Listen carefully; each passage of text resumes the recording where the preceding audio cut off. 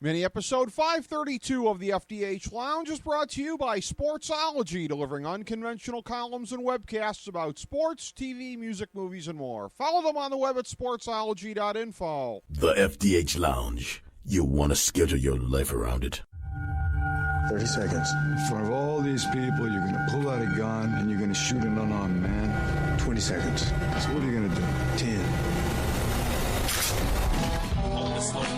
Welcome to the FDH Lounge and the Justified episode recap. It was justified. With your original dignitaries, Fire in the hole!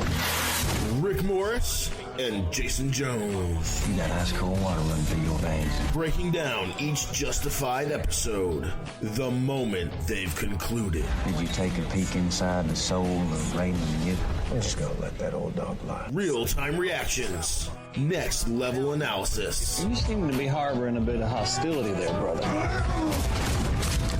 So I've been told. And now, your dignitaries.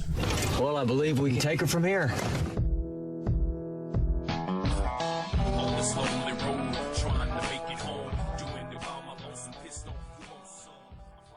Welcome, everyone, to mini episode number 532 of the FDH Lounge. This is FDH Managing Partner Rick Morris, along with FDH Senior Editor Jason Jones. We are breaking down Justified episode 6.8 and also doing so in a co-branded manner with Not Just Another TV site. And, of course, you can find the reviews over there for Justified, Not Just Another TV site.com. And, of course, I am the columnist for Justified, also for Better Call Saul, of course. That is the linear descendant of Breaking Bad. Of course, also for House of Cards. And Jason is pretty much the underboss over at NotJustAnotherTVSite.com. So we have, of course, these recap segments co-branded with that site as well. This is our second year of bringing you Justified recaps in the FDH Lounge and in going through and trying to make sense in real time of what we just saw. And sometimes it's harder than others. I know that, again, from the text that I got from Jason a few minutes ago here, he, like I, was taking notes, and he, like I think, is struggling to kind of make sense of all of it in real time. But as always, we shall do our best. Jason, let me dump it in your way. Where do you want to start tonight? I don't have any clue as to where to begin.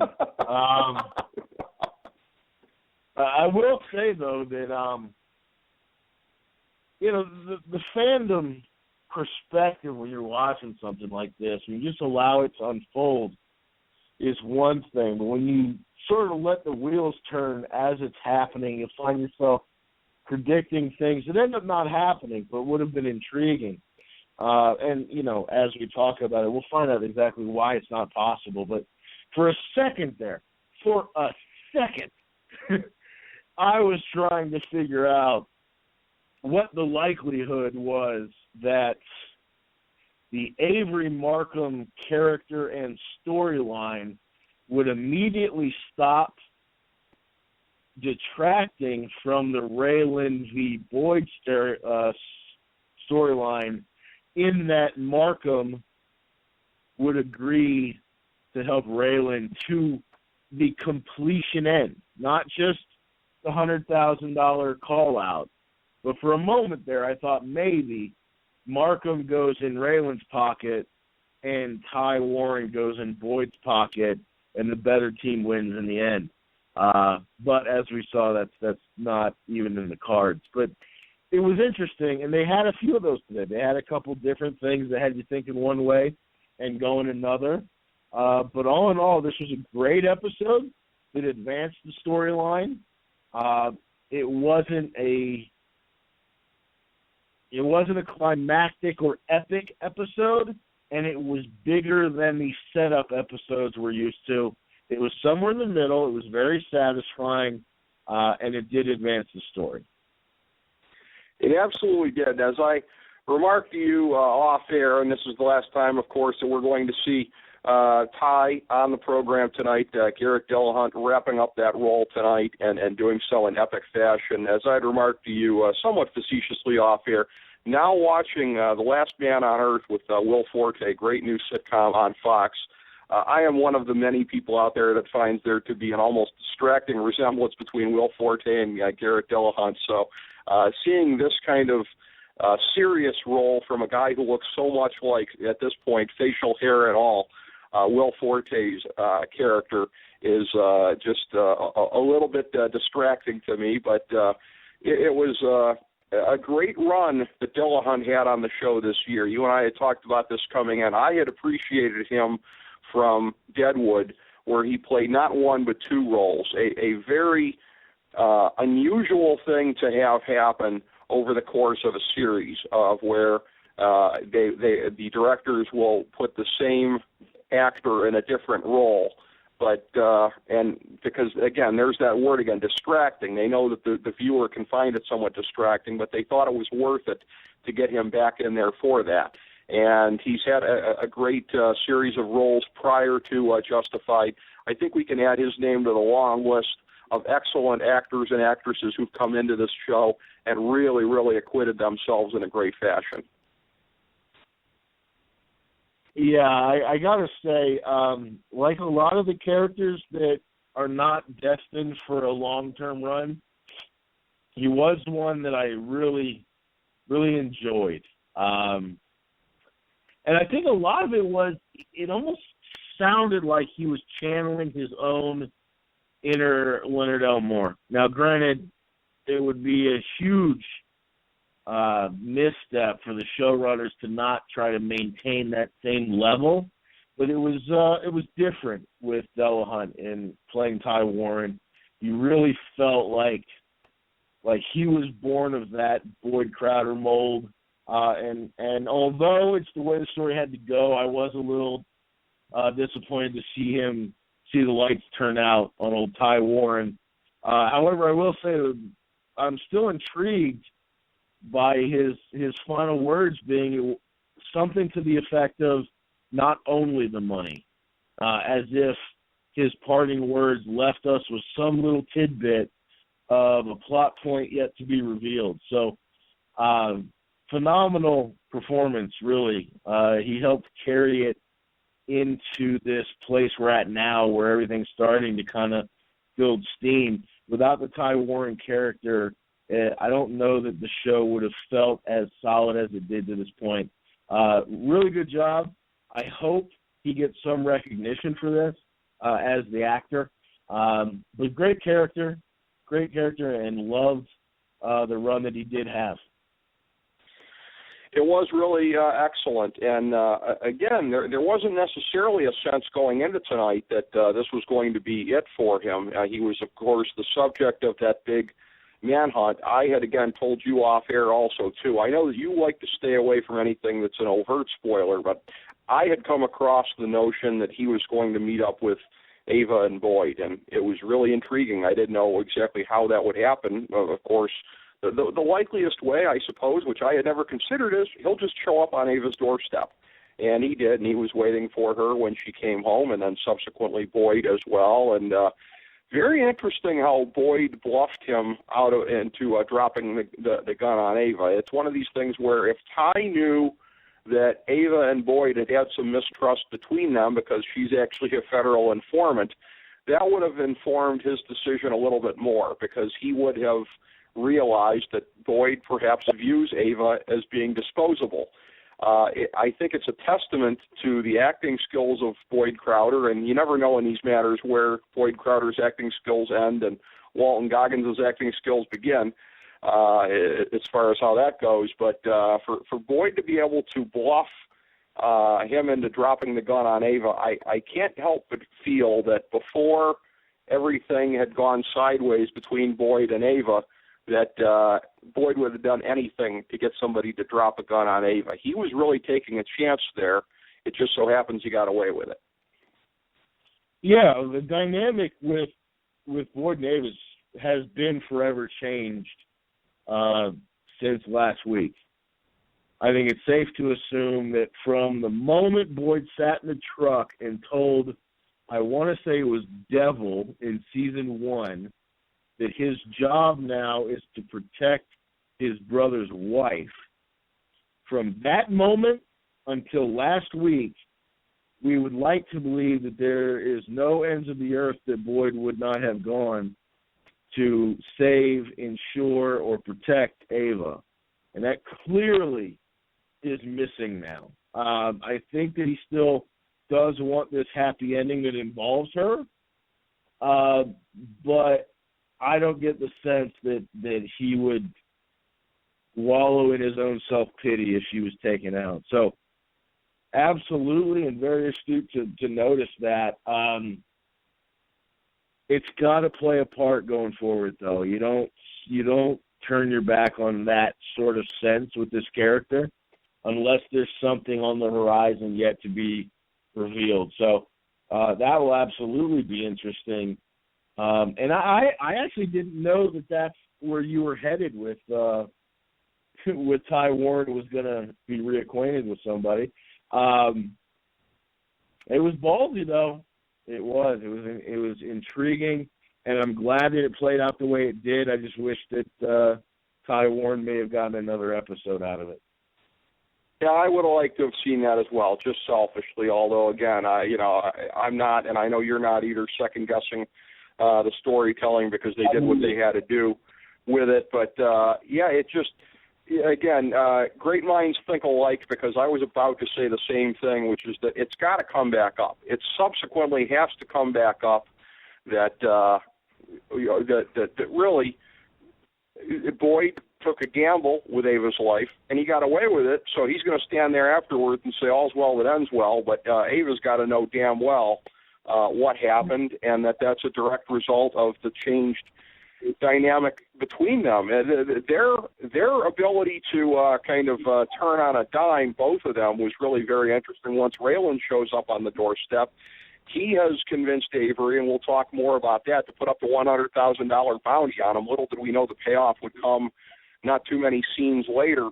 Were you as shocked as I was that Boyd just immediately decided to grab the bird in the hand and say he's out back? Because he'd worked up this plan. Ty seemed like he was going to be critical to helping to get at the safe, and it seemed like that's where they were going. Yeah, I'm not going to criticize them for expending energy on a wild goose chase, because it was a great part of the storytelling and they faked me out, but I didn't think Boyd was going to do that, just because, again, he put the time and energy into trying to think up how to use this guy to his own ends. What did you think in that moment? Well, exactly. You're watching it and you're seeing this thing unfold. And if I may, if you have any kids around, muffle their ears for a second. The whole back and forth about Raylan being infatuated with Boyd's balls, I thought was a nice sort of detracting from the attention of Ty Warren being in the house. Their typical back and forth was very vintage Raylan v. Boyd, and going even further back to discussions we've had on the air about this was our typical standoff. This was, wind and the old West town and two guys with their hands over their guns ready to go in a verbal sense, and that was beautiful. But the moment that Boyd says he's out back, I don't know a single person, at least personally, that I know that has been following this show from the beginning that wouldn't have sat upright in their chair watching that and go, wait, did that really just happen? Because there's no way anybody saw that. Maybe at some point Boyd gives it up, but he literally stopped on a dime and made a 180 that I don't think anybody saw coming. Yeah, penny wise and pound foolish, and it looks like that's how it's going to play out. For this next point about what Raylan said before they went inside, there's probably no way to integrate this into the rest of what we're going to discuss tonight. So I guess we'll just sort of leave this as an island unto itself and then kind of get back to some of the other action things here. But as far as the setup, the themes for tonight, Raylan clearly trying to escape history, as we saw in the cold open. He goes through Arlo's belongings that had been kept. He burns them at the very end. He's out there in the shed and is, haunted by the visage and the voice of Arlo. Great to get Raymond Berry back on the show. A wonderful surprise. You know, when you talk about all the actors coming back in for the final run, getting him as the disembodied ghost voice was a nice thing. In the course of all of this, in the visit from Winona last week, that again, you and I were talking about this, we didn't get a mid-season finale here, but very clearly, in retrospect at least, we had the mid-season development sets up the final run. Raylan's looking at this differently now that Winona's been up here with the baby. He has a very tangible view of the life that he can have in front of him and the life that he wants to put behind him. Having said all of that, with him going through his issues and all of that, him putting Boyd on notice. Again, Boyd already knows that Raylan has the CI and what the game plan is. But that sort of struck me as a moment of Raylan needing some catharsis at the expense of getting the job done. I didn't really kind of feel that moment from his perspective. And I'm not questioning the writers. I guess I'm questioning, if you will, the judgment of Raylan in doing that. It might have felt necessary for him to put Boyd on notice, but that can't be a useful part of wrapping him up in this huge RICO investigation they got going on. Yeah, and you know, as you mentioned that, I did jot down one quote that I thought was particularly fun, and that was, don't you have something better to do, like building a case against the magnificent Boyd Crowder set by Boyd Crowder in that moment you speak of. Yeah, I think this might have been a little bit of Raylan's own, let's just say the opposite of his better angels speaking out. This was a little bit of his ego. The putting Boyd on notice was probably not tactfully a good idea, but it was something that from time to time fits what Raylan does. From time to time, he's going to let his ego talk more than his mind. So I agree with you that I question it from the perspective of Raylan's character. I don't question what the showrunners are doing, because I'm sure it all builds to a bigger thing. So I'm sure it's important for some reason. However, that combined with the whole Arlo Givens spirit walk thing, Raylan may be facing some. They may be small now, but there may be something that's going to build to become a problem before this is all over with. And I'm still confused at what the heck was going on with the digging up the graves and then not, and then putting people in different places. I don't understand what that was all about, especially when it seemed like he kind of turned on the reverence toward his own mother. But there seems to be an attack of conscience on some level with Raylan, his character at least, that we probably haven't seen the end of.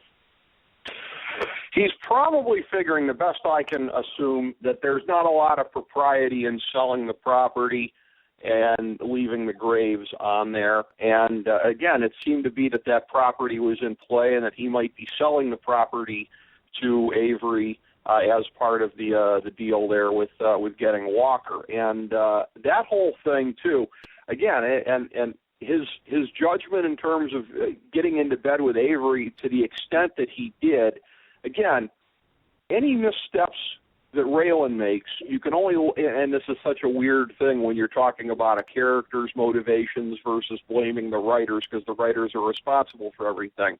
But if people understand what I'm saying, I think you can only lay these things at the feet of the writers if they don't mean to have the characters making mistakes from time to time. And we all know that Raylan is chock full of, not that he's error-prone, but that he will do things out of stupidity or ego or what have you. So the question always comes back to, is this consistent with his character? And I think everything tonight was, and that's all you can ask out of the writers. Again, his deal with Avery, it was really kind of interesting, and when you go back to the origins of this, earlier in the season, what him and Tim were tracing through the wielder who is now dead. Again, there are people who died at the hands and who were blackmailed by Avery and his crew, and surely Raylan hasn't forgotten this. and it's bound to come back up again at the end. And that Avery is not, nor has he ever been, a good law-abiding citizen, regardless of the technical legality of how he made his money the last couple of years, if you want to isolate that part of his career. But between that part of it, between going out there with good old Zach Randolph and kind of nosing around his place and finding the mining tools, Raylan was working other angles as well that clearly are going to come into play in the last couple of episodes. No, I want to be clear about one thing, and we really at this point probably shouldn't have to clarify whether we're talking today or last week or last year, but we're never in a position to question the showrunners or to criticize the writers because we've got no reason to. We take all this and we question it in the moment for the time being, but I think we both still revel in the leash of some sort that says, hey, do what you got to do because I'm here for the ride. So I don't think we're ever guilty of criticizing the writers or the showrunners. That said, though, I couldn't agree with you more on Raylan because all of this may feel like missteps or mistakes or overreaching, but 100% of it fits in line with Raylan's character. They have not deviated. They did not drop the ball. They are giving us something that has yet to be paid off. So I got no issues with tonight's episode, and especially with Raylan. I'm just curious to know to what end does the Arlo thing or any such ego move play into the final moment, because we don't know who wins. I think we all know who we'd like to win, but that's just it. Is this the breadcrumbs that leads to a huge misstep that causes Raylan to essentially lose in the end? Or was this just, reminding us that Raylan is fallible on some level? Well, and when you and I have spent a good part of this year talking about what was supposed to be the mano-a-mano final battle this season between Raylan and Boyd, how it's devolved into this sort of three-way dance with Avery being part of the mix. And again, Avery and Raylan, they've sort of circled one another, but their alliance of convenience tonight is not a huge shock because they were not at odds nearly to the extent that Boyd and Avery were. So you go to that part of it, and again, really, Avery and Catherine sort of the puppet masters of the two sides. Catherine is the first one that sicked Boyd on Avery, although she's playing innocent on that. You have to think as this is going along, that whole original seed of how Avery came to be indispensable to the final season is going to get bigger and bigger and bigger as we go along here. The scene that was very, very intriguing tonight, and when you've got great actors involved, like we saw in that scene with Catherine and with Art, the meeting in the hotel room there, she gives him the evidence. She's trying to steer Art and the marshals a certain way vis-a-vis the snitch that got her husband killed versus who got the federal prosecutor killed. You got to think that that's going to be a big part of this as well, and something that we thought was going to be just sort of background details to the fight of Boyd versus Avery. The background details themselves may end up very huge, I think, in the last 5 episodes, digging into this old case and possibly even having some names mentioned that we haven't seen yet on this show. I know that a couple of the folks are dead. The one that supposedly killed Catherine's husband is dead. Of course, the former federal prosecutor is dead. But he thinks that the details of this decade-and-a-half-old case are going to come back in and be a big part of this. And we are going to find out definitively, I think, who the snitch was. Well, I don't disagree with any of that.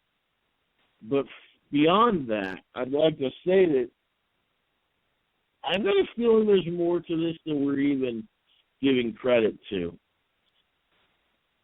Catherine is cryptic at best. It could just be a money grab and revenge. And if it is, great, it'll work into the story just fine. But the fact that Catherine keeps seems to keep coming up in very vague dialogue that would suggest that she's essentially the Kentucky floozy.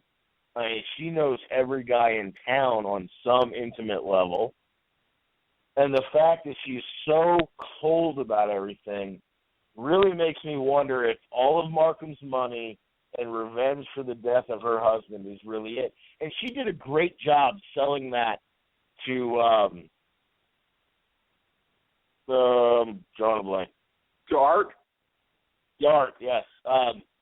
There's a lovely little pocket of that scene where she dug deep and tried to really express how what happened to her with the death of her husband really scarred her and changed her life, and she wants revenge for that.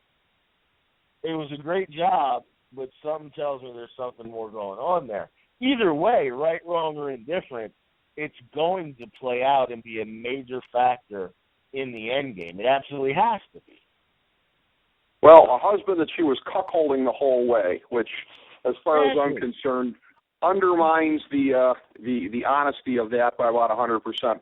Ironically enough, doing this in real time as FX is replaying the episode, this is exactly where it's coming on the screen again. I will just say, too, from a fan service perspective here, which I know the writers and directors are cognizant of as well, I want to thank them for giving us the scene with Nick Searcy and with Mary Steenburgen, as well as a belated thank you to them for last week's scene with Nick Searcy and Sam Elliott. It's great to just get these combinations and have these characters in there sparring with one another, and it's a delight. It's almost like fantasy booking, I guess, from a pro wrestling perspective. You know, you'd like to see this wrestler against this wrestler. I bet it'd be a hell of a match. These are great scenes that we were treated to. And again, in the setup for this, and in what Catherine Hale has unleashed, this battle with Boyd and with Avery, again, you can never tell where Justified is going to go with this stuff, and I think it's very, very much to their credit.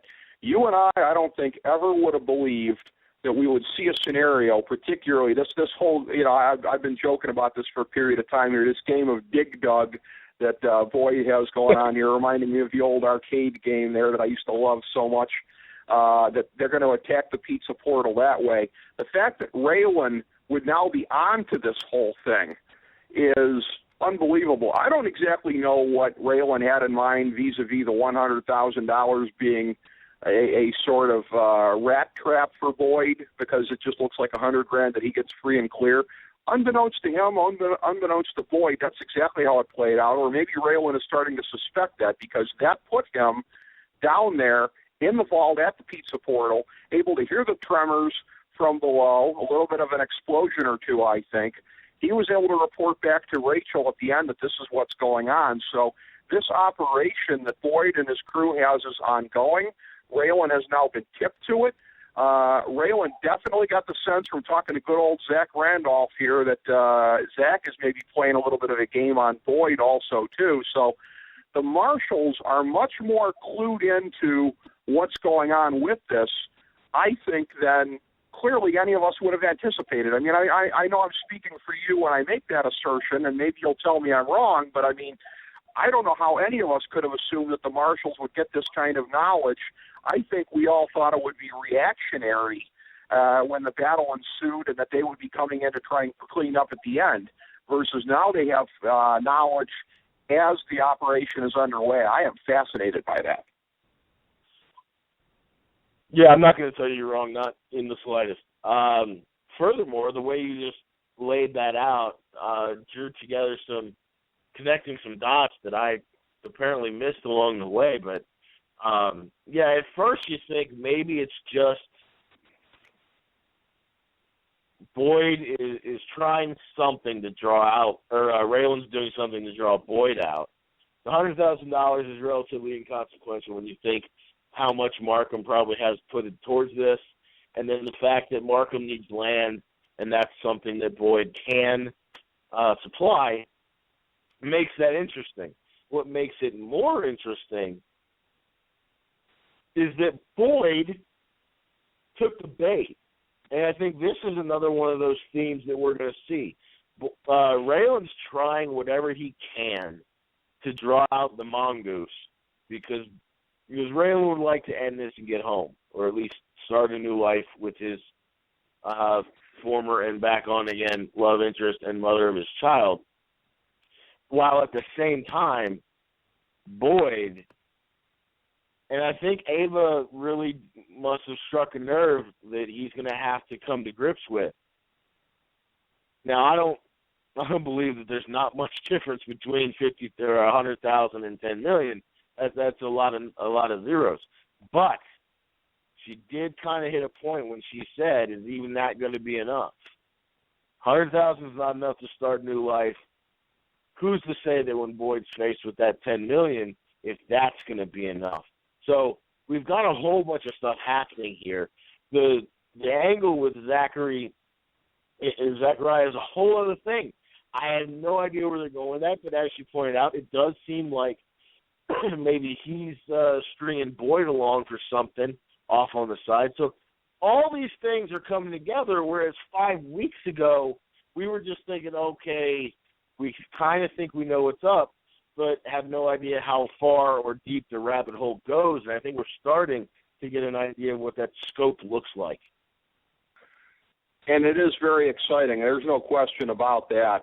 The way that it's all playing out, and again, new questions continuing to come up as other ones are being addressed. And you have to think that moment tonight that you're referring to with Boyd and Ava, that's going to go down as when it's all said and done, because there's always a point in time whether the good guys win in the course of a series or the bad guys, and it's usually the good guys. There's always a minute for the losing side for them to reconsider and say, that's the moment when it all got away from me. And I think if you're a fan of Boyd and Ava, that's going to be the moment that you point to at the end of this series, because I don't think it's going to be a happy ending for them, and I think that tipped it off, didn't it? That's going to be the moment where if Ava could have only convinced him to stop being Boyd for 5 minutes and hit the road with the 100K, they could have had their happy ending to some degree. I understand 100K is not enough to live on the rest of your life, but versus the end that's probably waiting for them, Jason, you got to think, right? That was their window. Yeah, I mean, this is your typical sort of Bonnie and Clyde type moment where the sense of greed and excess and the pursuit for the next biggest thing at some point is going to be the downfall. Without question, it feels like this was that moment where they could have walked away, and it's not like I believe Boyd Crowder has $0 to his name. That 100,000 might have become 2 or 3. He might have been able to scrounge together enough to actually get a nice little base of a new life going, but that's just not in him. As much as we saw Raylan was really Raylan today, Boyd was really Boyd as well. And yeah, if this is going to end badly for them, or him specifically, we may look back and say this was that moment.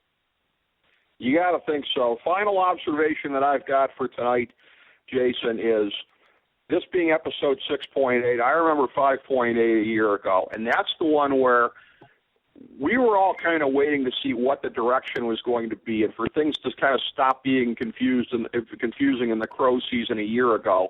And we went into 5.8 with some expectations, and they didn't meet our expectations. But again, the folks over at Hollerback and other Justified podcasts, they really freaked out. They're the guys that did like a 3-minute podcast that week in protest of it. I remember 5.8 a year ago. That was a real flashpoint of frustration. You and I were a little frustrated and had some questions. They went much further than us. All I can say is, and I'll be very interested to check out their podcast this week, because from my perspective, Jason, what a difference a year makes. Because we're sitting here with 5 episodes to go, and I think we have, again, you and I have really been loving the ride this season. For me, I thought we did some great stuff last year, but it's so much more fun to do this when you're enjoying it every week. And again, as I think back on 5.8 a year ago, I think of what a vast difference it is, and what a great job the writers and directors have done in recalibrating the direction of this thing.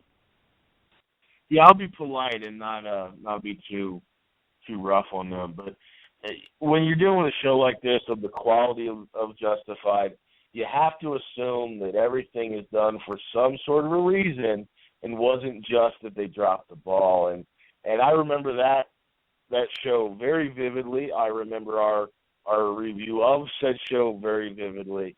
And yeah, although it might have felt different than what we would hope for, I think we always knew that this was what we were building towards, even throughout season 5 and however you felt about it. But now we're starting to see it. We're starting to see the landscape sort of come into shape, and that is phenomenal. It's why we do these things. It's why we watch shows like this with such an avid enthusiasm, because we know that when it's all over with, it's either going to be catastrophically bad or exhilaratingly great. As we bring the show to a close, we would like to extend our deepest gratitude to NBC, CBS, ABC, Fox, all Clear Channel affiliates, TNT, TBS, USA, UPN, Deadspin.com, YouTube.com, YTMND.com, MySpace.com, various blogs, Fox News, CNN, CNBC, MSNBC, IamBoard.com, Billboard.com, Google.com, ESPN, ESPN2, ESPN News, ESPN Classic, NBA TV, NFL Network, Sports Time Ohio, Athlon Magazine, Comedy Central, Cartoon Network, The Boomerang Channel, QVC, BET, The Spice Channel, Steno Notebooks, Manwich, Papermate Office Supplies, waitresses, strippers, bartenders, garbage men, janitors, microwave popcorn, the writers of The Office, Scrubs, Entourage, My Name is Earl, Oz, Metalocalypse and the Boondocks, Aquafina, and the Periodic Table of Elements.